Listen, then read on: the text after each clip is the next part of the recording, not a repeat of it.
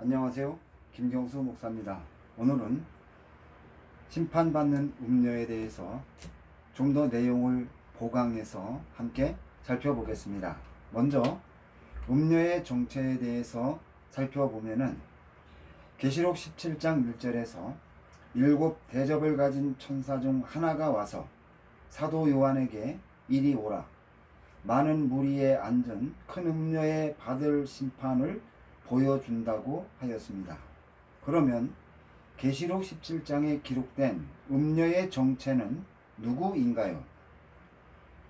이사야서 1장 21절, 예레미야 13장 25절, 호세아서 2장 5절에서 이스라엘 백성들이 하나님을 배반하고 우상 숭배에 빠졌을 때 하나님이 이스라엘 백성들을 음녀라고 불렀으며, 이스라엘 백성들이 하나님을 배반하고 우상 숭배하는 행위를 음행이라고 하였습니다. 그런데 계시록에서 음녀는 해를 옷 입은 여인과 대비시켜 기록하였는데, 계시록 12장 1절부터 6절까지에서 해를 옷 입은 여자가 예수님을 낳았다고 증거하여 해를 옷 입은 여자는 유대 민족교회를 가리키는 것이 확실합니다.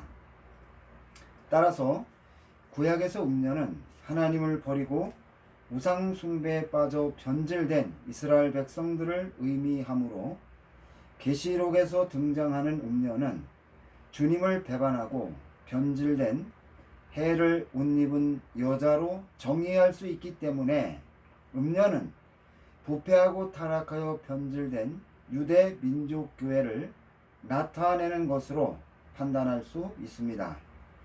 계시록 7장에서 하나님의 인을 받은 지파들 가운데 단 지파가 빠졌다는 것은 주로 단 지파가 타락하여 음녀로 변질된다는 것을 가르쳐주는 것으로 추정할 수 있습니다. 계시록에서 어린 양이 재림하실 때 세상의 모든 교회를 유대 민족 교회와 계시록 2장 3장에 기록된 이방 교회로 나누어 증거하였습니다.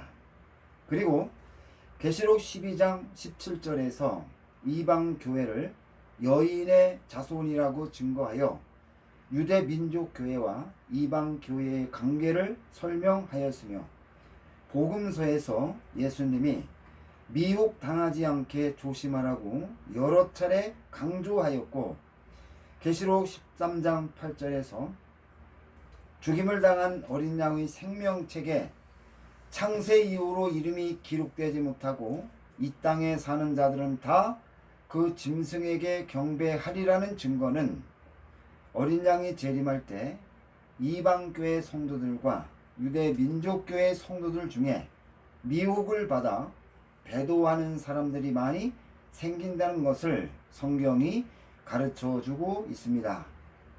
계시록 17장 1절에서 음녀가 많은 무리에 앉았다고 하였는데, 물은 계시록 17장 15절에서 백성과 무리와 열국과 방언들이라고 해석하기 때문에 세상의 모든 나라와 문화를 의미한다고 판단이 되며, 음녀가 무리에 앉는다는 것은 세상 모든 나라와 문화를 지배하는 모습으로 음녀가 세상 나라와 사람들에게 큰 영향력을 준다는 것을 가르쳐 주는 것입니다. 그리고 대접 심판을 기록한 후에 특별히 음녀와 큰 성 바벨론이 심판을 받는 모습을 자세하게 언급한 것은 이들이 하나님을 대적하고 많은 하나님의 교회와 성도들을 죽임으로 하나님이 분명히 심판한다는 것을 나타내는 것으로 판단할 수 있습니다. 다음, 음녀가 하는 일에 대해서 살펴보겠습니다. 계시록 17장 2절에서 땅의 임금들도 그와 더불어 음행하였고 땅에 사는 자들도 그 음행이 포도주에 취하였다고 하였는데, 구약에서 음행은 이스라엘 백성들이 하나님을 배반하고 우상을 섬기는 것을 의미한다고 이미 앞에서 살펴보았습니다. 그런데 본절에서 땅의 임금들이 음녀와 더불어 음행했다는 것은 세상의 왕들이 음녀의 미혹에 넘어가 우상을 숭배한다는 것을 나타내며 음녀가 많은 물질로 미혹한다고 추정할 수 있습니다.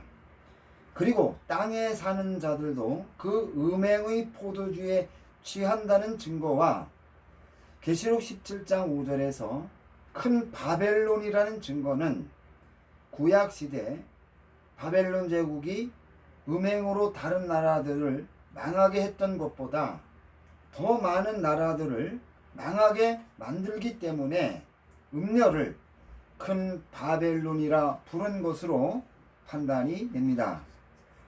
계시록 17장 3절에서 곧 성령이 나를 데리고 광야로 가니라.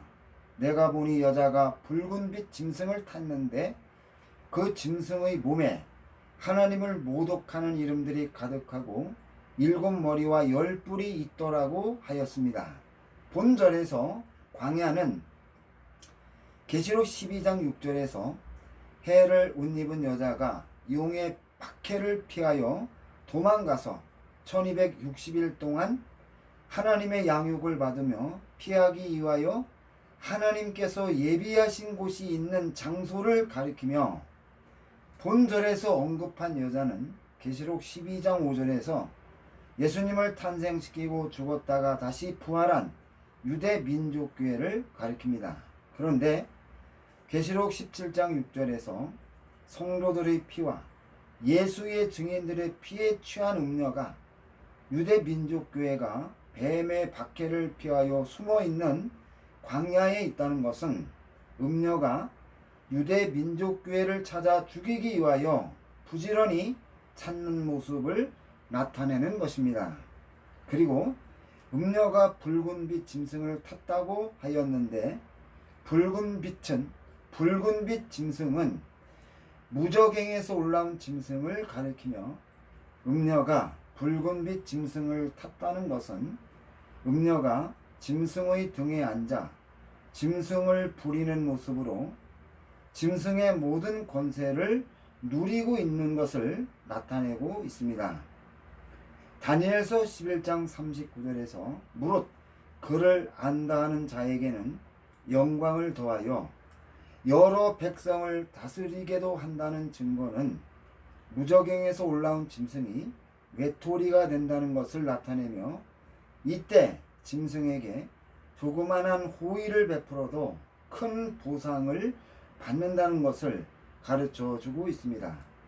이러한 환경에서 음녀가 붉은빛 짐승을 탔다는 것은 음녀가 붉은빛 짐승을 위하여 큰 공을 세웠다는 것을 증거하고 있는 것입니다.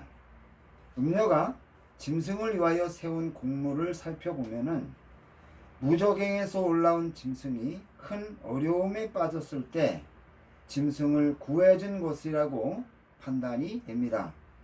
앞에서 이미 살펴보았지만 용이 기름을 부어서 메시아로 세운 첫째 짐승이 죽었다가 살아나는 정변이 생기자 다시 부활한 징기스칸의 제국이 기회를 삼아 짐승의 나라와 전쟁을 일으켰을 때 무저갱의 사자가 제국의 안정을 명분으로 삼고 구테타를 일으켜 첫째 짐승을 죽여서 불태우고 왕자를 빼앗자 10뿔이 준 권세를 받아 짐승이 된 후에 세계 인구의 3분의 1을 죽이고 전쟁을 신속하게 끝내버립니다. 그리고 자신을 신으로 경배하라고 명하자 사람들이 강력하게 반발하는데, 자신을 조롱하는 그리스도인들이 많이 사는 도시에 흐르는 강을 독으로 오염시켜 많은 사람들을 죽이고, 첫째 짐승을 경배했던 사람들이 반발하자 황충을 명하여 5달 동안 극심한 고통을 받게 만든다고 하였습니다. 그러자 세상의 모든 사람들이 짐승을 두려워하고 등을 돌림으로 통치 기반이 완전히 무너질 것입니다. 계시록 17장 3절에서 붉은빛 짐승은 무저갱에서 올라온 짐승과 짐승의 나라가 가진 색을 나타내는데 사치의 색을 가리킵니다. 이러한 증거는 무저갱에서 올라온 짐승이 음녀의 제안을 받아들여 짐승의 나라가 그동안 전쟁하면서 빼앗은 돈을 짐승의 나라 사람들에게 나눠주고 환심을 사서 화해함으로 다니엘서 9장 27절에서 한 이래 동안 언약을 맺는다고 판단이 됩니다. 그리고 계시록 18장 2절 3절에서 큰성 바벨론이요 귀신의 처소와 각종 더럽고 가증한 새들이 모이는 곳이 되었도다. 그 음행의 진노의 포도주로 말미암아 만국이 무너졌으며 땅의 왕들이 그와 더불어 음행하였다는 증거와 계시록 17장 2절에서 땅의 임금들도 그와 더불어 음행하였고 땅에 사는 자들도 그 음행의 포도주에 취하였다는 증거는 세상 사람들이 무저갱에서 올라온 짐승에 대한 두려움을 덮으려고 짐승이 음녀의 제안을 받아들여 세상 사람들 마음대로 우상을 숭배할 수 있도록 허용해주고 적극 장려한 것을 나타낸 것으로 판단이 됩니다. 계시록 17장 4절에서 붉은빛 짐승에 올라탄 음녀의 손에 금잔을 가졌는데 가증한 물건과 그의 음행에 더러운 것들이 가득하더라는 증거는 음녀가 짐승을 위하여 세상 사람들에게 우상 숭배를 적극 장려했다는 것을 나타내는 것입니다.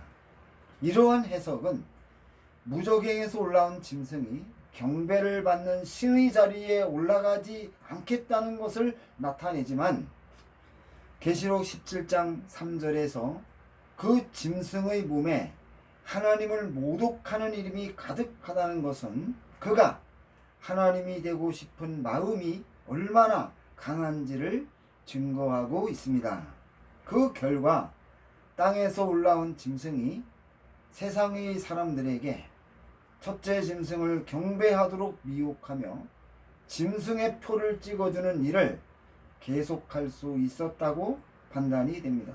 그리고 무저갱에서 올라온 짐승이 음녀의 제안을 받아들여 나라를 통치하는 데 집중함으로 자신이 경배를 받으려 했던 일로 생긴 복잡한 문제가 해결이 되고 잠잠해짐으로 무저갱에서 올라온 짐승의 권력이 점차 안정을 찾게 되므로 짐승이 또다시 경배를 받는 자리에 올라갈 기회를 노릴 수 있게 되었다는 것입니다. 이러한 음녀의 활약은 죽었던 짐승에게 다시 생명을 주는 것이며 이러한 업적으로 음녀가 짐승의 등에 올라탈 수 있었다고 판단이 됩니다. 그뿐 아니라 계시록 17장 4절에서 그 여자는 자줏빛과 붉은빛 옷을 입고 금과 보석과 진주로 꾸미고 손에 금잔을 가졌는데 가증한 물건과 그의 음행에 더러운 것들이 가득하더라고 하였습니다.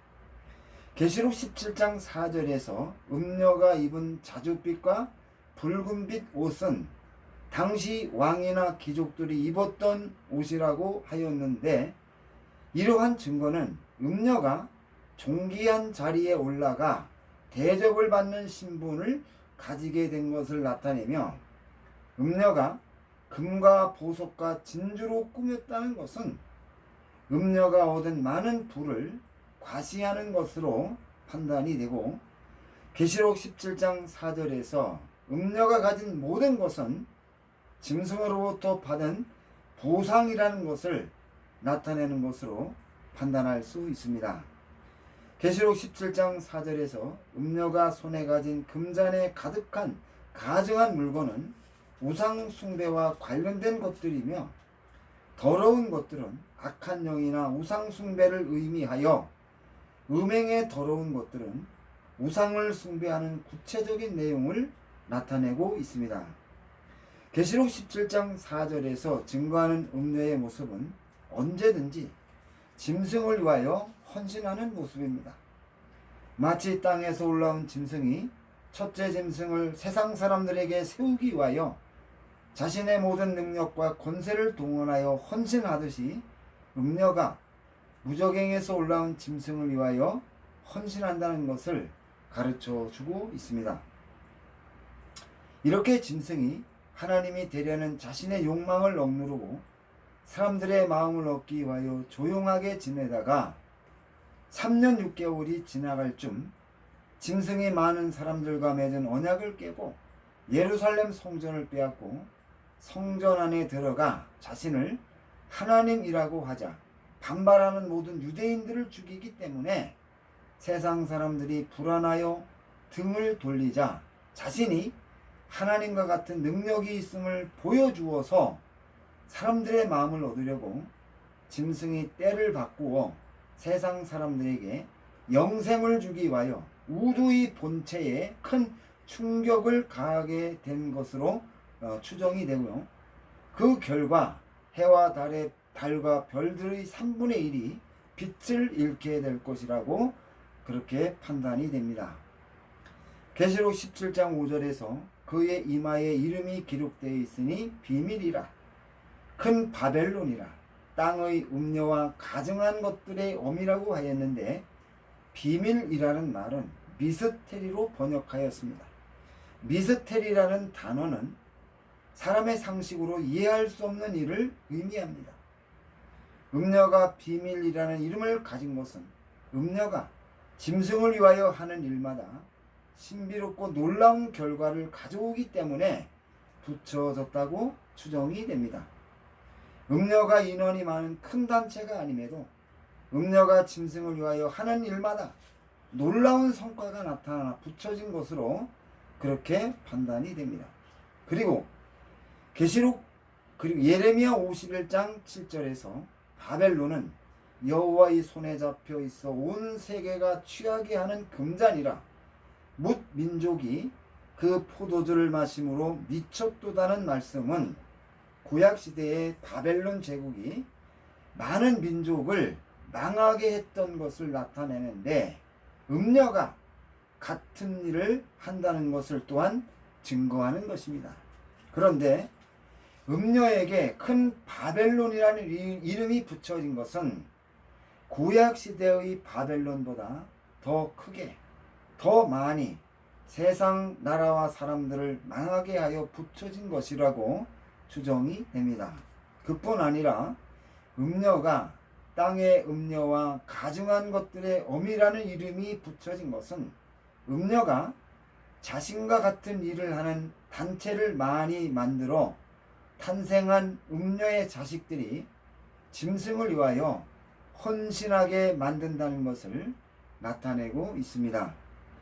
계시록 17장 6절에서 또 내가 보매 이 여자가 성도들의 피와 예수의 증인들의 피에 취한지라 내가 그 여자를 보고 놀랍게 여기고 크게 놀랍게 여겼다고 하였는데 본절에서 예수 증인은 계시록 11장 3절부터 13절까지에서 증거하는 두 증인과 연관이 있다고 생각이 됩니다. 계시록 11장 4절에서 두 증인은 두 감람나무와 두 촛대인데 두 감람나무가 계시록 11장 10절에서 두 선지자로 해석하였습니다. 그리고 계시록 16장 6절에서 짐승에 속한 무리들이 성도들과 선지자들의 피를 흘렸다는 증거는 계시록 11장 10절에서 언급한 두 선지자 이외에 많은 선지자들이 활동한다는 것을 가르쳐 주는 것입니다. 따라서 예수의 증인들은 선지자들을 가리킨다고 판단할 수 있습니다. 그리고 피에 취한다는 것은 많은 술을 마시듯 많은 피를 마셨다는 표현으로 음녀가 직접 많은 성도들과 선지자들을 죽인 것을 나타내고 있습니다. 음녀가 짐승을 위하여 헌신하면서 많은 성도들과 예수의 증인들을 죽인 일을 하기 때문에 하나님의 심판을 피할 수 없을 것입니다. 계시록 17장 18절에서 또 내가 본 그 여자는 땅의 임금들을 다스리는 큰 성이라 하더라고 하였는데, 본절에서 사도 요한이 본 여자는 음녀를 가리키며 땅의 임금들을 다스리는 큰 성은 예루살렘을 가리킵니다. 계시록 17장 18절에서 큰 성이 예루살렘이라고 해석되는 것은 계시록 11장 7절 8절에서 큰 환란의 때에 무저갱에서 올라온 짐승이 예루살렘의 본부를 차려놓고 세상 나라의 왕들을 다스리기 때문이라고 판단이 됩니다. 그런데 음녀와 예루살렘을 동일시하는 것은 예루살렘이 음녀처럼 짐승을 위하여 헌신한다는 것을 나타내는데, 소돔과 애굽처럼 타락한 예루살렘이 음녀처럼 짐승을 위하여 일을 하기 때문에 하나님의 심판을 받아 이방인들에게 42달 동안 짓밟히게 된다고 추정이 됩니다. 음녀가 무저갱에서 올라온 짐승을 탔다는 것은 짐승이 음녀를 최고로 대접해 주는 모습이며 짐승이 음녀를 최고로 높여주는 모습입니다.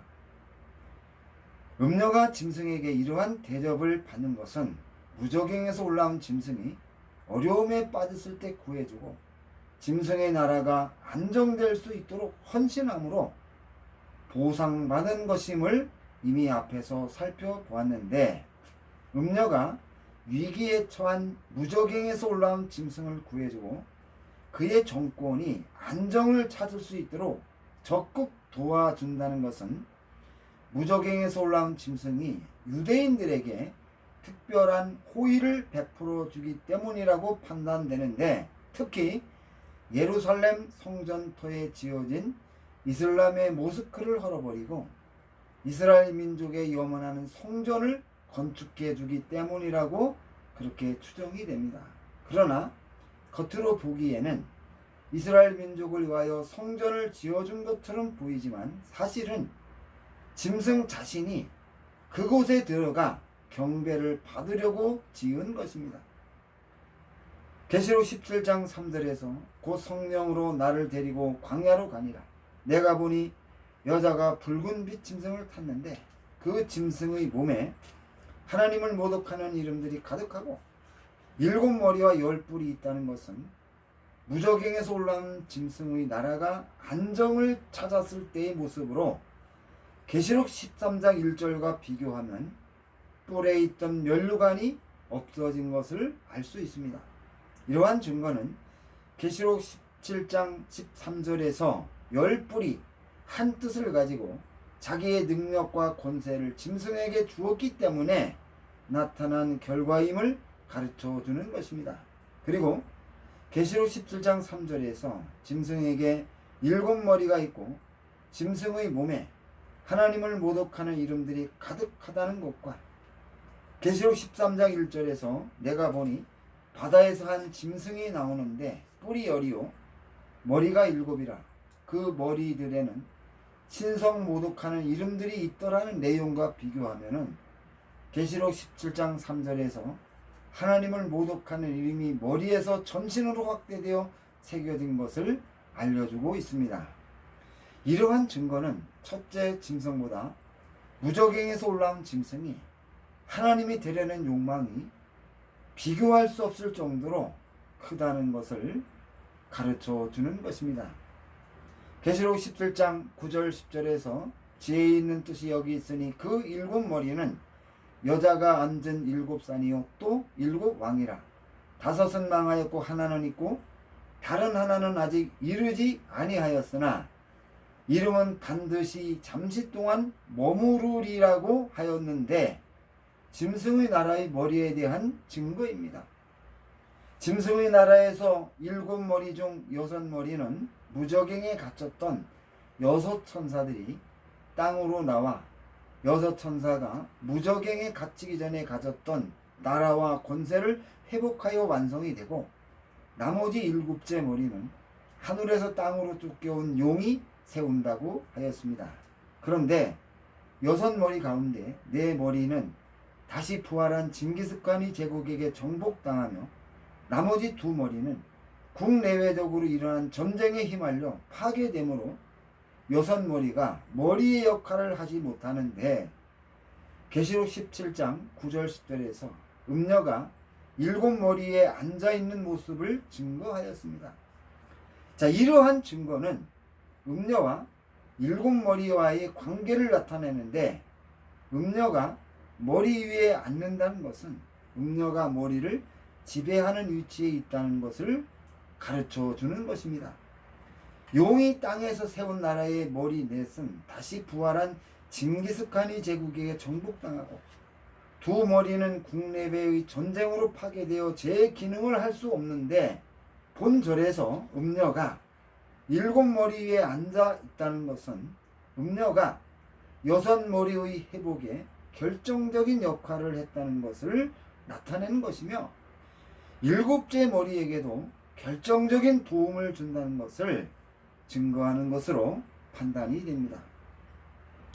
계시록 17장 6절에서 사도 요한이 음녀를 보고 놀랍게 여기고 크게 놀랍게 여겼다고 하였는데 놀랍게 여긴다는 말은 충격을 받는다는 뜻으로 사도 요한이 음녀를 보고 대단히 큰 충격을 받았다는 것을 나타내고 있습니다.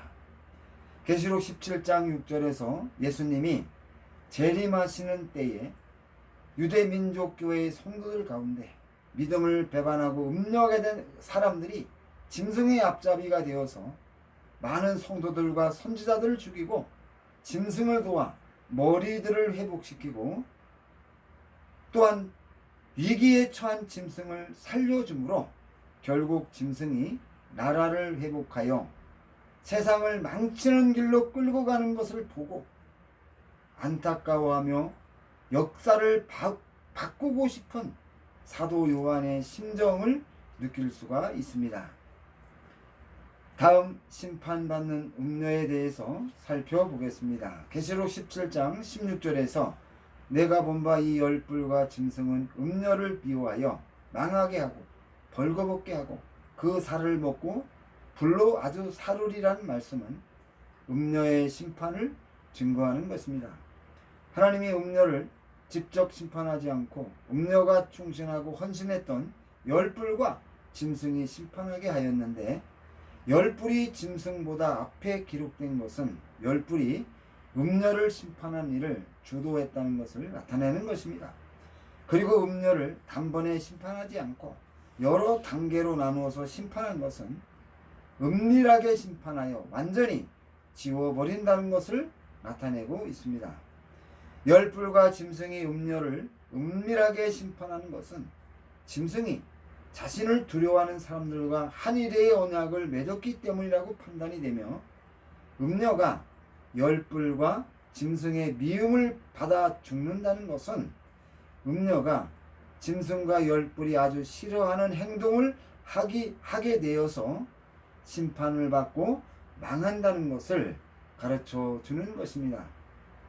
음녀가 짐승의 등에 올라가 짐승의 권세를 누리고 짐승의 나라의 머리들 위에 앉아 있다가 짐승과 열불에게 심판을 받은 것과 음녀를 큰 바벨론이라 불렀는데 바벨론이 교만하여 하나님의 심판을 받아 망한 것을 근거로 판단하면은 음녀가 점점 교만해져 열불과 짐승의 미움을 받고 죽임을 당한 것으로 판단이 됩니다. 이들이 음녀를 죽이는데 4단계에 걸쳐서 점차적으로 숨통을 끊는다고 증거하였습니다. 먼저 음녀를 망하게 한다고 하는데 이것은 음녀에게 주었던 모든 권세를 회수하는 것으로 짐승의 등에서 음녀를 내려놓는 것이며 다음 음녀를 벌거벗게 하였는데 이것은 음녀에게 주었던 경제적인 특권을 모두 박탈하는 것이며 그 다음 음녀의 살을 먹었는데 이것은 음녀가 짐승의 권세를 사용하여 얻은 모든 재산을 빼앗는 것으로 판단이 되고 최종적으로 음녀를 불로 아주 사른다는 것은 흔적을 남기지 않고 완전히 없애버린다는 것을 증거하는 것입니다. 무저갱에서 올라온 짐승은 음녀에게 큰 빚을 졌음에도 잔인하고 철저히 죽여서 없애는 것은 짐승의 권세를 등에 본 음녀가 교만해져서 열불과 짐승의 큰 분노를 샀기 때문이라는 것을 가르쳐 주고 있습니다. 이렇게 해서 오늘 강론을 모두 마치겠습니다. 이 강론을 통해서 참으로 요한계시록을 바로 알고 그 지식을 바탕으로 우리가 하나님 앞에 이 마지막 때에 크게 쓰임받는 역사가 있기를 주님의 이름으로 부탁드립니다. 감사합니다.